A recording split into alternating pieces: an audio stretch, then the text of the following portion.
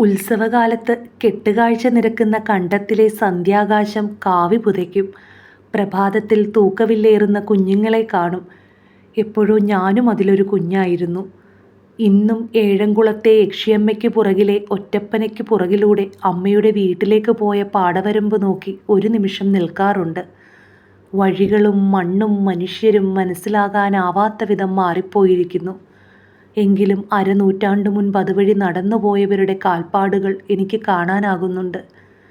ഏഴംകുളം ക്ഷേത്രയാത്ര ഒരു തരത്തിൽ അമ്മയുടെ വീട്ടിലേക്കുള്ള സാങ്കല്പിക യാത്രയാണിപ്പോൾ. ശ്രീലകത്തിരുന്ന് ഏഴംകുളത്തെ വല്യമ്മ "നീ വല്ലതും തിന്നോ, കുടിച്ചോ" എന്നൊക്കെ ചോദിക്കുന്ന പോലെ തോന്നും. ഒരു പട പായസമോ വെള്ളച്ചോറോ വാങ്ങി തിന്നും, ഉള്ളു നിറയും. ഏതോ ജീവിത കാരണങ്ങളാൽ വിറ്റുപോയ അമ്മയുടെ വീട്. പിന്നീട് എവിടെയോ വാങ്ങിയ വീടിനോട് അടുപ്പവുമില്ല.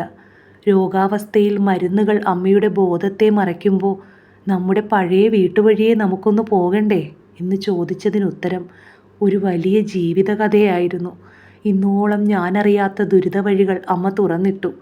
ജീവിത പ്രതിസന്ധിയുടെ അനുഭവങ്ങൾ, കഥകൾ തുറന്നു തന്ന വഴികളൊക്കെ ഒരു രാവിൻ്റെ കണ്ണുനീരുകൊണ്ട് ഞാൻ മറച്ചു കളഞ്ഞു.